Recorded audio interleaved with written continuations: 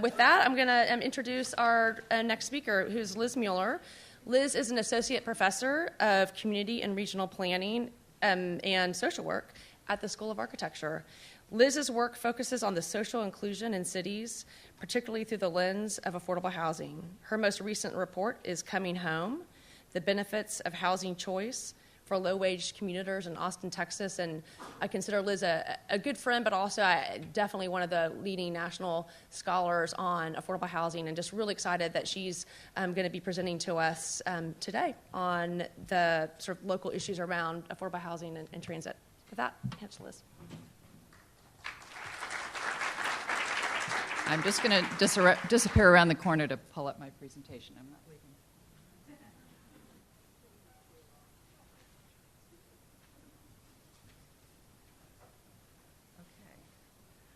All right, good morning, everyone. I hope you all had your coffee. We do have seats available down here in the front and along the edges here on the side. So if you're in the back, come on down. Don't be shy. So I'm going to try and give us a bit of background to frame our discussion today, moving forward. And just to give you an overview of what I'm going to be talking about, I'm going to talk a little bit about the character of change in our region, the pace of change, the shifting demographics, and the ones particularly with implications for housing needs, how the economic structure of our job market shapes the income profile that underlies those needs. I'm going to talk some about housing realities, rising costs and cost burdens, the rental market, and spatial patterns and housing options related to that, and then some troubling trends in our region, what some of this adds up to in terms of income and racial segregation, signs of displacement and rising suburban poverty, which put strains on our service infrastructure, and the housing and transportation cost burden for many households in the region. And then I'm going to talk some, though, about changing attitudes that relate to the kinds of choices we can make moving forward, different attitudes that people have about living in the city, about new planning opportunities that are arising that might help us to better align land use, housing, and transportation planning. So first, the pace of growth. I think everyone's quite aware Austin has grown very quickly. We are now officially a big city. From 1970 until this year, we've doubled in population roughly 2.5 times. There's just been this tremendous increase. This is the city population, by the way. In 2013, we were the fastest growing city, and our annual growth rate was actually kind of low for us at only 2.5%. We've had faster rates than that. And you can see how we've risen up the size rank in terms of city size. We're now the 11th largest city. We're bigger than the city of San Francisco in population. And for the decade, we were the fifth fastest growing MSA. So, and this picture on the right is actually 10 years out of date. This is from Ryan Robinson, city demographer, who has such great maps on his website. But you can see how small we were in 1970 in that center portion and how we've expanded out. And if we had the last 10 years, we would see a lot more growth around those edges. Northeast, northwest, and along the southern edge of the city. So, looking at some of the demographic realities and trends that are particularly important for us, I've put here the composition of particular groups in the city and in the region, and then also demographic projections about what share of regional growth these groups will be. And this is from research that Chris Nelson at the University of Utah did. In the city we have, and some of these are important because they really suggest that we need a much greater diversity of housing types to accommodate the households in our city, in our region, and they have implications for thinking about who's in our city, who can be in our city, and what problems we're having, where do we see changes. So we have, within the city, households with children are only 28.5% of households, and that's below the share in the metropolitan area. There's still going to be a pretty healthy share of regional population, but we can see we're kind of losing share, within the city. Elderly households are going to be a very important portion of population growth, and we have a slight underrepresentation in the city of elderly households right now. We have a very large share of single-person households, and that means when you have fewer people in a household, it pushes up the number of housing units you need to house the same size of population. That's going to continue to be a large share of our regional population. And we have a very strong group of people who are younger householders. And younger households and also minority households, which we also have a very large and growing share of, are less likely to be homeowners at this point. And elderly households are likely to be downsizing. So all of these things kind of come together to shape the kind of housing that we need to accommodate people in our region. So in terms of economic structure, there's been a lot of reporting recently about income inequality, and Austin, unfortunately, ranks fairly high in terms of income inequality. We have a lot of job growth here, but a significant share of it is in jobs in industries that are dominated by jobs with average low wages. In terms of occupations, if you look at the 10 largest occupations, and all of which have very fast rates of growth, 8 out of those 10 pay less than $33,000 a year and account for roughly 21% of regional jobs. More than a quarter of city households earned less than $25,000 in 2010, which is below the amount you would need to rent a Class C apartment. And thinking about that, to put that in perspective, we often talk about things in terms of regional median income. $34,000 was half of regional median income for a family of 3 last year. So, you can see some of these figures are below that. Overall, our MSA was 10th in household income inequality in 2010. And then, in terms of housing costs, you can see we did not have the same bubble that the rest of the country did in prices. You can see that big hump there, the red, that is the home prices in the rest of the country. Instead, we had a more slow but steady rise, and you can see, though, in recent years we've had a bit of a spike. Our incomes did not have a similar rise. They, on average, are flatter. The divergence between income and home prices is greatest within the city. And since 2007, interestingly, so since the housing crash, housing prices have become much higher in central Austin than outside the city. Okay, so for renters, we're a majority renter city. 55% of households are renter households. We are the most expensive rental market in the state of Texas. Rents in the center of Austin are dramatically higher than in the surrounding region. Rents in the central business district are 50 to 100% higher per square foot than in the county or MSA overall. Recently, or every year, the National Low-Income Housing Coalition comes out with a report called Out of Reach that talks about what you would need to make per hour working full-time to be able to afford the average, or an apartment renting at the fair market rent for the region. Austin's housing wage was $20.65 an hour, which was $4 an hour higher than the state housing wage. So on average, we are much more expensive as a rental market. But the average renter in Austin only makes $16.76 an hour, so there's quite a gap there.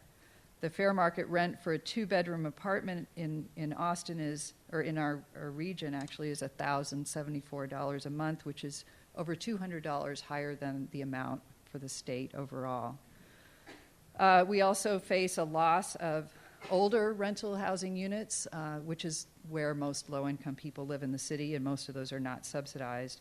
We did a housing market study in 2009 looking at the state of our housing market and where the gaps were, that found that we had a gap of around 38,000 rental units for low-income households. We're in the process of having a new study done, and I'm sure that gap will rise.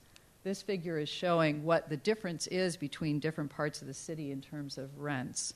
So this is another important part of our puzzle, is the sort of income divisions that are emerging. Okay, so spatial consequences, as I said, these income divisions are emerging.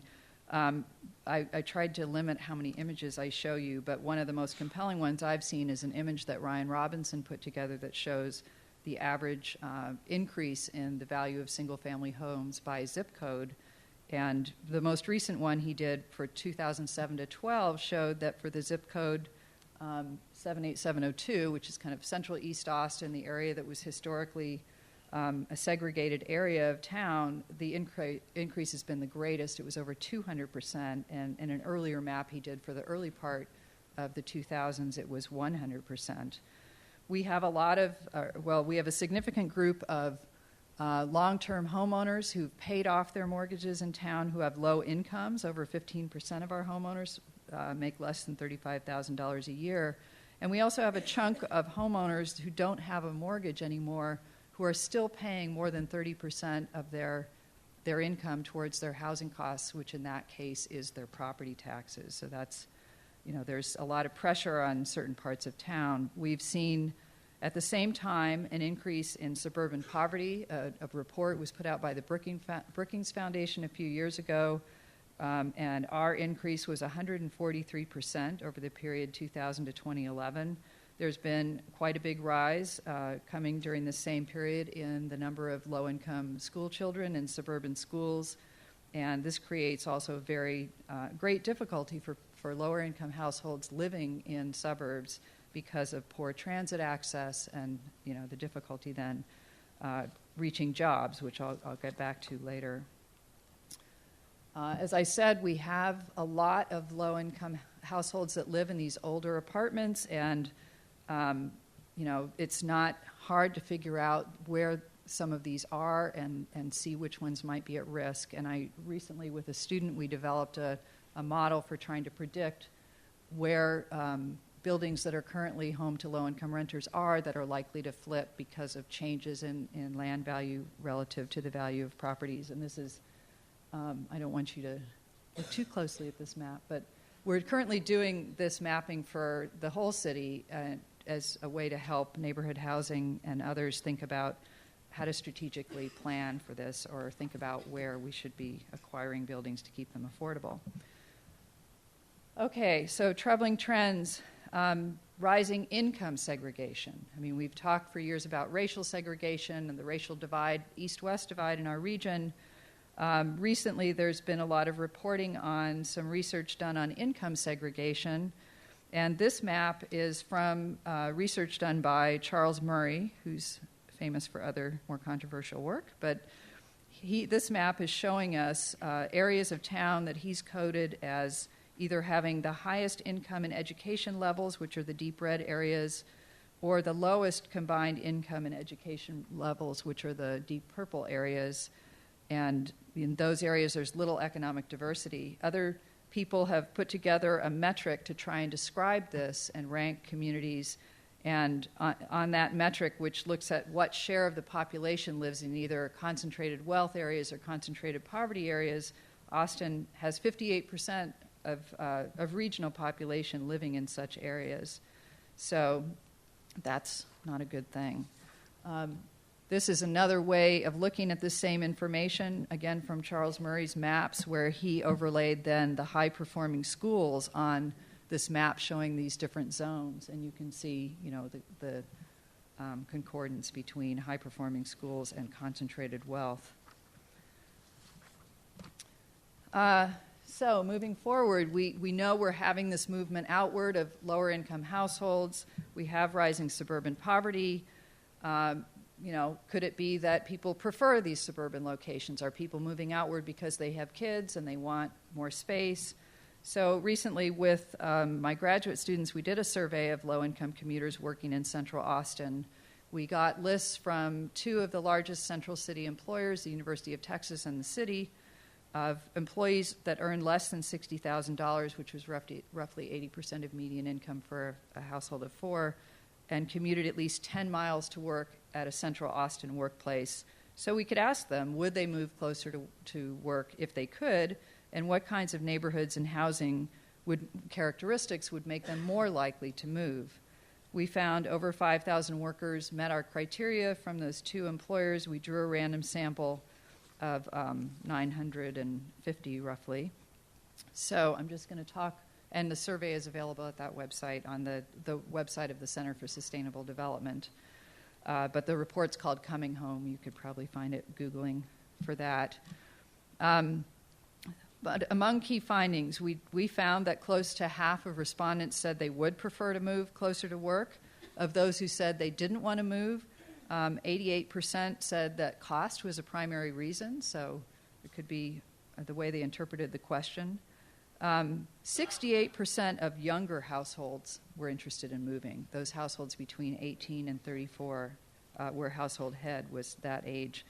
Attitudes, interestingly, we did not find that attitudes varied based on whether or not children were in the household. The majority of households with children said they would move. And there was a very strong difference in attitudes based on income. So 70% of those with incomes under $40,000 a year said they would move. And there was a statistically significant difference between households above and below $60,000 in income. In terms of neighborhood characteristics that respondents preferred, they were more likely to move, much more likely to move if there were stores and services near, or if there would be stores and services near their homes, if there would be wide sidewalks, bike paths, a lot of the characteristics we associate with new urbanism. They also said that they would prefer to live in neighborhoods, or they'd be more likely to move to neighborhoods that had a mix of housing types and that included renters, but the support for that was a lot lower than the support for those other characteristics. It was still a majority, but not as strong. And then the paradox, there was also very strong support. They want to move to these areas that have mixed housing types, but they want to live in the single-family house in such a neighborhood. So that's part of our challenge. Okay, so thinking about what would it mean to move closer to work? What could be some of the benefits? As context, I've given you some information here that comes from the HUD Location Affordability Index, which is a set of measures developed by HUD. If you go to their website, you can actually look for particular locations and see what, for different household types, what would be the share of income that you would need to spend on your housing and on your commuting. These figures are showing you for these household types for the region overall, what are the averages, just to give you a sense. So for a single worker, at 100% of median income for a one-person household size, which is $22,485, they'd spend 40% of their income on housing on average in the region, and 25% of their income on transportation. So together that would be 65% of their income. Now obviously where they live would alter this. If they live closer in, the income on housing is probably higher and commuting is lower, and the reverse for suburban areas. But in any case, on average, that leaves them very little per month for anything else. For a low-income household with 3 people in it and 1 commuter, so at half of median income for that household size, and both of these are renter households, they would be spending 56% of their income on housing and transportation. Again, not leaving very much for other needs. So in our survey, we looked, people who said they were willing to move, we asked them for their address, we asked them for their workplace address, we were able to calculate what their current commute is, and then we reallocated them, or we moved them to a location, one of the nodes in the Imagine Austin plan that's predicted to add a lot of residential housing. So we moved them to one of those, to one of 5 sites based on the quadrant that closest to where they live now, and calculated what the difference would be in their commute, and looked at 3 different scenarios to come up with potential cost savings. And at the low end, if they just continued to drive, but were now driving a lot less, they would, on average, save $4,370 a year, which is a big chunk of your income, especially for a lower-income household. If at the higher-end scenario, if they moved, switched to taking the bus, and sold their commute car, they could save $9,231 a year. So you can see, that would be, and in monthly terms, what that would contribute to what households have available for other needs. would be quite significant. So moving forward, I think these are some of the things that we need to be thinking about, and I hope that we're going to be talking about today in our conversations. So how can we build on the findings of this survey regarding attitudes toward urban living? Sorry, I changed the slide at the last minute, so I have to read it. And the benefits to low-income households in particular, and how can we take advantage of the collaborations that we're developing between housing, land use, and transportation planning being explored in the implementation of Imagine Austin right now?